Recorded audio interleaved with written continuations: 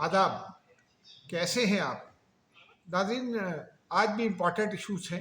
पाकिस्तान के हवाले से एक अच्छी खबर है, एक अच्छी डेवलपमेंट हो रही है आईटी सेक्टर में का मामला है, उस पर बात करेंगे। लेकिन प्राइम मिनिस्टर चाइना पहुँचे हैं, क्यों पहुँचे हैं, किस किस से मुलाकात होगी, भारतीय वज़ीर आज़म भी चाइना में हैं, उस हवाले से भी बात करेंगे। फिर आखिर में बात करेंगे ज़रा डैम्स के मामले पर। एक बहस छिड़ गई है, ये बहस क्यों छेड़ी गई है, डैम्स कहाँ बन सकते हैं कहाँ नहीं, इस पे भी बात करेंगे। लेकिन क्या डैम्स होते तो इस सैलाब से हम बच सकते थे, इस पे भी बात करेंगे। पहले आईटी सेक्टर में बात कर लेते हैं नाज़रीन। वज़ीर आईटी ने एक हुकूमत को एक इन कैमरा ब्रीफिंग दी है, जिसमें तमाम वो मुतल्लिका लोग जो फैसला साजी में शामिल होते हैं, SIFC, क्योंकि उसका बड़ा बुनियादी किरदार है, उसके तमाम के हुकाम उसमें मौजूद थे। ये ब्रीफिंग जो है वो इम्पॉर्टेंट ब्रीफिंग है, उसके नुकात हमने कुछ हासिल किए, आपके लिए लाए हैं ये। कुछ नुकात जो इम्पॉर्टेंट है उनसे हम आपको आगाह करते हैं। एक तो ब्रीफिंग में ये बताया गया कि एक तो आईटी जो पॉलिसी है, नई आईटी पॉलिसी, उसमें हदफ जो है ना वो तेज़ रफ्तार इंटरनेट रखा गया है, एक बुनियादी हदफ है। क्योंकि अगर आपका इंटरनेट तेज़ है तो आप आईटी की मसनूआत के साथ साथ आप आईटी सर्विसेज प्रोवाइड करके ज़र मुबादला कमा सकते हैं।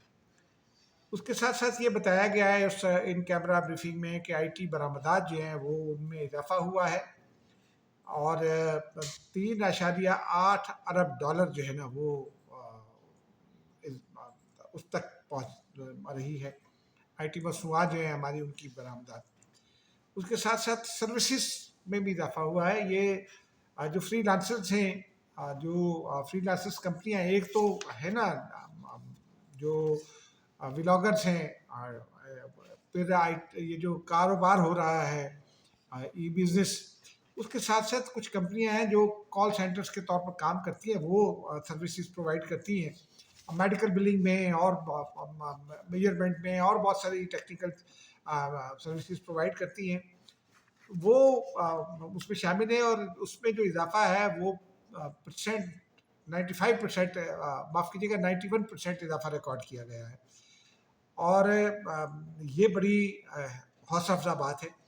उसके अलावा ब्रीफिंग में ये भी बताया गया है कि डिजिटल अथॉरिटी कायम कर दी गई है, ज़राअत, सेहत, तालीम और कौमी डिजिटल ब्लूप्रिंट जो है ना ये तैयार किया गया है। फिर स्किल्स प्रोग्राम के तहत 3 लाख जो है वो ज़ेर तरबियत अफराद का जो हदफ है वो 10 लाख तक पहुँचाना है। इससे रोज़गार पर भी असर पड़ेगा और मईशत पर भी असर पड़ेगा। उसके अलावा सबमरीन केबल जो है वो उसकी बैनुल-अक़वामी गुंजाइश बढ़ाने का मनसूबा तैयार किया गया है। फिर फाइबराइजेशन जो है वो उसका हदफ रखा गया 14%, और ये 3 साल में मुकम्मल किया जाएगा। मकामी शराकतें इसमें यकीनी बनाई जाएंगी। फिर ये जो CDA का राइट ऑफ वे है, उसमें कुछ मसाइल थे, उनको दूर किया जाएगा। CDA कैपिटल डेवलपमेंट अथॉरिटी, ये बड़ी इंपॉर्टेंट बात है, क्योंकि डेवलपमेंट अथॉरिटीज़ में अगर राइट ऑफ वे जो है ना उस पर जो फीसिस वगैरह है उनको कम किया जाए तो बहुत सारा फ़ायदा होता है, बिज़नेस को फ़ायदा होता है, प्रॉपर्टी बिज़नेस को फ़ायदा होता है। उसके अलावा वजारत रेलवे में राइट ऑफ वे है। उसके अलावा NHA, यहाँ ये वाईफाई का निज़ाम जो है ये इससे मुतालिक है, तो इसमें इससे बड़ा फ़ायदा होगा, यकीनी तौर पर फ़ायदा होगा। आप देखें ना, ग्रीन लाइन में आप प्रोवाइड करते हैं तो ग्रीन लाइन का जो है वो मुसाफिर बढ़ गया है, तो ये नेट फ़वाइद हैं ये। उसके अलावा जो है मौजूदा नेटवर्क जो है उसमें 98% तक का इजाफा करना है, लेकिन उसको 98% जो है उसको हदफ है कि जो अगले जब ये पॉलिसी के जो ईयर्स हैं जो मुकर्रर किए गए हैं बेंचमार्क, उसमें कहा कि ये 98% तक इसको वायरलेस पर ले जाना है वाईफाई को। ये बड़ा ज़रूरी है। इससे आपको ये पता है वो केबल और ये वो उस पर वायरलेस हो जाएगा तो बहुत सारे हादसात कम हो जाते हैं उससे, बहुत सारी मुश्किलात कम हो जाती हैं। फिर यूथ की मुआवनत है, उसमें टेक पार्क्स बनाए जाएंगे, 25 टेक पार्क्स हैं। उसके अलावा 28,000 नशिस्तें जो है ना वो रखी गई हैं इन टेक पार्क्स में, ये भी बड़ी बात होगी। پھر اس کے علاوہ سیٹلائٹ انٹرنیٹ لائسنسنگ کی شرائط کو آسان کیا جا رہا ہے، بین الاقوامی کنسلٹنٹ مقرر کر دیے گئے، اوپن اسپیس پالیسی جو ہے وہ نئی جلد متعارف کرائی جا رہی ہے، جس میں غیر ملکی کمپنیوں کی دلچسپی بہت زیادہ ہے۔ آپ کو پتہ ہے وہ یہ جو ابھی تھے مارکس، یہ جو ایکس کے مالک جو ہے وہ جو امریکی صدر کی کابینہ کا بھی حصہ تھے، وہ پاکستان میں انٹرنیٹ لانچ کرنا چاہتے ہیں، سیٹلائٹ انٹرنیٹ، اور ان کا کام تیزی سے آگے بڑھ رہا ہے۔ اس کے علاوہ جو ہے وہ کچھ رکاوٹوں کا بھی تذکرہ کیا گیا ہے۔ مثال کے طور پر رائٹ آف وے جو ہے نا وہ ایک بڑی رکاوٹ سمجھی جا رہی ہے، لیکن اس میں بجلی کی کمی جو ہے وہ بھی ایک بڑی رکاوٹ ہے۔ پھر سب مرین کی گنجائش جس کو بڑھانے کا انہوں نے بتایا ہے پہلے۔ پھر یہ جو ہماری G5 ہے، اس کو G6-7 تک لے جانا ہے، یہ بڑی ضروری ہے، کیونکہ اور اس کے نرخ جو ہے نا وہ اس میں کم کرنا ہے۔ اس وقت 37% ٹیکس ہے، اس کو بھی کم کرنے کا ہدف ہے۔ جتنا بزنس ایکسپینڈ ہوگا، ٹیکس کم ہوگا، وہ آپ کا جو نیٹ ریزلٹ ہے ٹیکس کلیکشن کا وہ بہتر ہوگا۔ اس کے علاوہ ٹرائل پالیسی 2013 سے چل رہی ہے 2023 تک، اور نئی پالیسی جو ہے وہ اس سال مکمل کرنے کا اس کی اناؤنسمنٹ کا ہدف بھی ہے۔ تو یہ بڑی پھر GDP کا میں اضافے کا ہدف ہے IT کے ذریعے، اور 5G اسپیکٹرم کی نیلامی کا معاملہ ہے، یہ اسی سال مکمل کرنا ہے۔ ناظرین، یہ بڑے بڑے اہداف ہیں، بہت اس میں کوئی شک نہیں ہے، یہ پاکستان کے لیے فائدہ مند ہے۔ اللہ کرے یہ پالیسی اسی طرح سے امپلیمنٹ ہو، اور آپ اس کے نتائج دیکھیں، کیونکہ اب دنیا انٹرنیٹ کی دنیا ہے، دنیا AI کی دنیا ہے، دنیا ٹیکنالوجی کی دنیا ہے۔ ٹیکنالوجی میں جتنا ہم آگے جائیں گے اتنا فائدہ ہوگا۔ اور پھر اس وقت جو امریکہ بھارت تعلقات ہیں، اس میں آپ یہ دیکھیے نا کہ یہ ایکویشن بدل رہی ہے۔ ایکویشن بدلے گی تو پاکستان کو اس کا فائدہ ہوگا، کیونکہ انڈیا کی جو IT مصنوعات کی جو ایون کہ سافٹ ویئر کی جو ہے ایکسپورٹ، پاکستان اس طرف جا رہا ہے، اور وہ بلینز آف ڈالرز میں، hundreds of billions of dollars میں ہیں۔ تو وہ پاکستان اگر اس میں کچھ اٹھاتا ہے اپنا فائدہ، اور پاکستانی مصنوعات بہت معیاری ہوتی ہیں، اس میں کوئی شک نہیں ہے، ہم نے دنیا بھر سے ان کی تعریف بھی سنی ہے۔ تو پاکستان کے حق میں یہ ہر طرح کا فائدہ ہے۔ اب ناظرین آ جاتے ہیں ذرا بھارت کی جانب۔ وزیر اعظم پاکستان اور وزیر خارجہ ڈپٹی وزیر اعظم جو اسحاق ڈار، ان کے ہمراہ اور وزیر اطلاعات کے ہمراہ اس وقت چین میں تیانجن میں SCO سربراہی کانفرنس ہونی ہے۔ نئے فارمیٹ کے تحت ہونی ہے کانفرنس، کیونکہ اس میں نئے فارمیٹ پر جو اس کا ہے چارٹر، اس میں ایکسپینشن متوقع ہے، اور اقوام متحدہ کے سیکریٹری جنرل بھی وہاں آ رہے ہیں، ترک صدر بھی مہمان کے طور پر آ رہے ہیں، رشین پریزیڈنٹ بھی ہوں گے، بھارتی وزیر اعظم بھی ہوں گے۔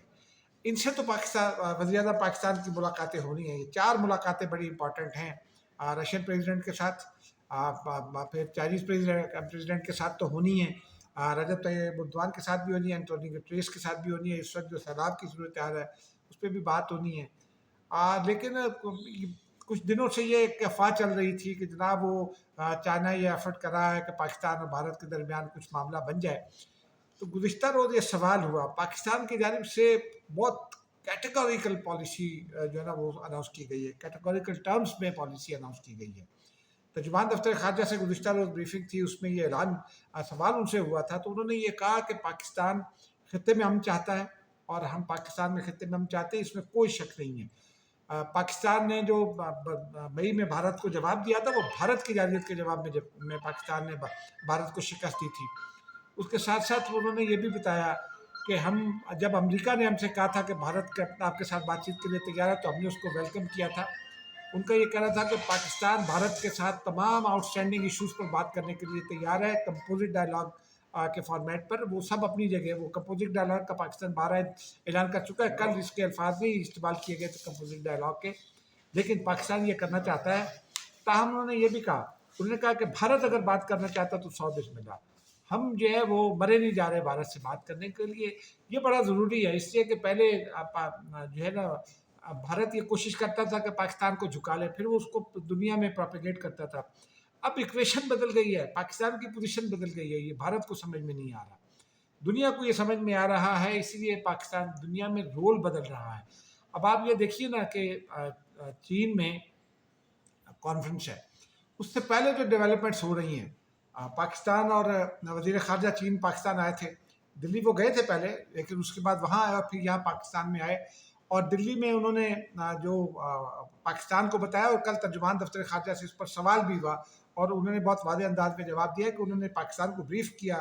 انہوں نے بتایا کہ جو آؤٹ اسٹینڈنگ ایشوز ہیں لداخ والے معاملے پر، زیادہ تر وہ بات اس کے تناظر میں تھی، اور پھر دو ملکوں کے تعلقات ہیں، اور ظاہر سی بات ہے یہ چین کو بھی حق ہے کہ وہ رکھے اپنا بھارت کے ساتھ تعلق رکھے، چین کا رائٹ ہے۔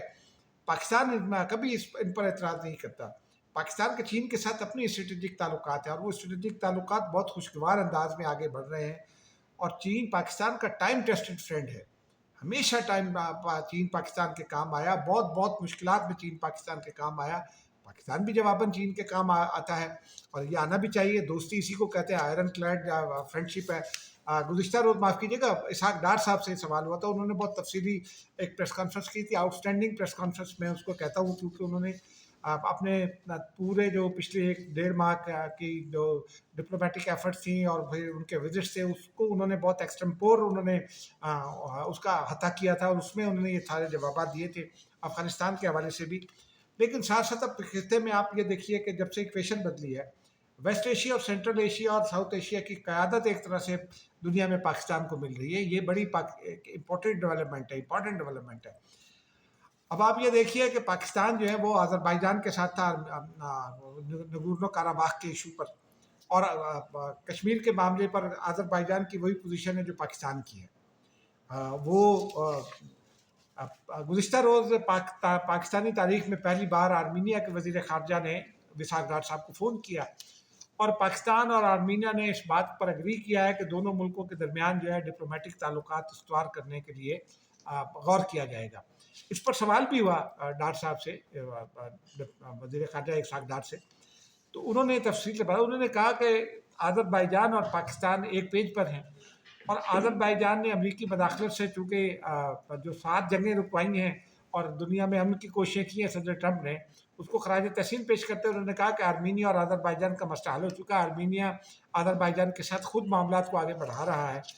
تو اسی لیے پاکستان کو انہوں نے درخواست کی، اور پاکستان اپنے دوستوں کے مفادات اور اپنی جو اس کی پاکستان کی جو پوزیشن ہے، پرنسپل پوزیشن، اس کو برقرار رکھے گا۔ تو ہم نے ابھی یہ وعدہ کیا ہے، غور کریں گے، اور ابھی آگے دیکھتے ہیں اس کے اوپر کیا ہوتا ہے۔ تو پاکستان کے لیے اس وقت گڈ نیوز ہے، اور پاکستان اس کو اپنی پوزیشن کو بہت ایک تو ریسپیکٹفلی، اور دوسرا بہت پاکستان کاشیسلی سوچ سمجھ کر پاکستان اپنی پوزیشن کو ایکسپلائٹ بھی کر رہا ہے، آگے بڑھ رہا ہے، اور پاکستان کا یہی رویہ جو ہے اسے دنیا میں عزت دلانے کا باعث بن رہا ہے۔ لیکن بھارت کا کیا کریں؟ ایک تو خیر یہ جو تھا وزیر اعظم پاکستان کے حوالے سے کہ بھارتی وزیر اعظم کے ساتھ ان کی ملاقات متوقع ہے، اس پر بھی ترجمان دفتر خارجہ سے پچھلی بریفنگ میں بھی سوال ہوا تھا، اور انہوں نے بالکل واضح انداز میں یہ کہا تھا کہ کوئی پلان نہیں ہے کہ ہماری ان کی میٹنگ ہو۔ اسحاق ڈار صاحب سے بھی سوال ہوا، انہوں نے بھی کہا کہ کوئی منصوبہ نہیں ہے، بھارت اگر بات کرنا چاہے گا تو ہم حاضر ہیں، نہیں کرنا چاہے گا تو سو بسم اللہ۔ اب ہینڈ شیک ہونا کوئی بڑی ڈیولپمنٹ نہیں ہوتی، ہینڈ شیک ہو جاتا ہے یا وہ سلام دعا ہو جاتی ہے، وہ کوئی بڑی ڈیولپمنٹ نہیں ہوتی۔ بڑی ڈیولپمنٹ ہوتی ہے اگر پاکستان بھارت کے ساتھ معاملات آگے بڑھنے کا معاملہ جو ہے وہ اس پر بھارت رضامند ہو جائے گا، یہ بڑی ڈیولپمنٹ ہوگی، یا انکلینیشن شو کرے گا، یہ بڑی ڈیولپمنٹ ہوگی۔ تو بہرحال اب دیکھتے ہیں، لیکن اگر ان کا چائنیز پریزیڈنٹ کا ڈنر وغیرہ ہوگا، اس میں اسٹیٹ بینکویٹ ہوگی جو، اس میں ظاہر سی بات ہے پاکستانی وزیر اعظم بھی ہوں گے، انڈین وزیر اعظم بھی ہوں گے، لیکن یہ اطمینان رکھیے کہ پاکستان کا کمزوری کا مظاہرہ کہیں نہیں کر رہا، یہ بڑی بات ہے۔ پاکستان کی جو پالیسی ہے اس نے بھارت کو کمزوری کا مظاہرہ کرنے پر مجبور کیا ہے۔ پاکستان ماشاءاللہ سے اپنی پوزیشن کو بہت ٹھیک سے آگے لے جا رہا ہے۔ اب آتے ہیں ناظرین ذرا سیلاب کی جانب۔ ایک تو اس کا مختلف لوگ یہ کہہ رہے ہیں کہ جناب بھارت نے اس کو، اور کچھ پاکستان کے باہر کے لوگوں نے بھی یہ کہنا شروع کیا ہے کہ بھارت نے پانی کو ہتھیار بنا لیا ہے. ہو سکتا ہے یہ بات درست بھی ہو. اس پہ کچھ شواہد ہم نے پہلے بھی کہا تھا کہ بھارت کو اپنے ہاں 65 کے بعد سے آنورڈس انہوں نے پاکستان کا پانی روکنے کے لیے تو بڑی کوششیں کی، لیکن اپنے اندر جو ہے جو انفراسٹرکچر ڈیولپ کرنا تھا وہ نہیں کیا.